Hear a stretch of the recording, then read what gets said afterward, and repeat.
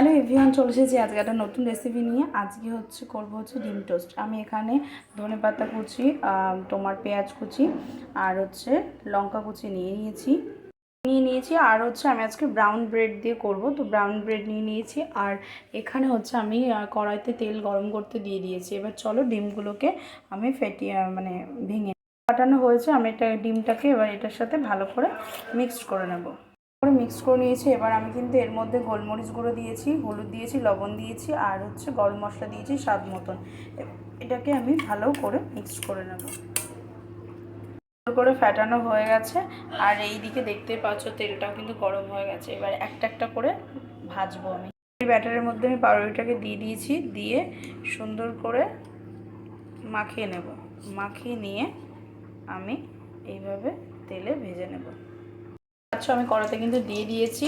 যেহেতু আমি একা একা ভিডিও করছি আর একাই রান্না করছি, সেহেতু পুরোটা দেখাতে পারলাম না। তো এইভাবে একটা একটা করে আমি সবগুলোকে ভেজে নেব।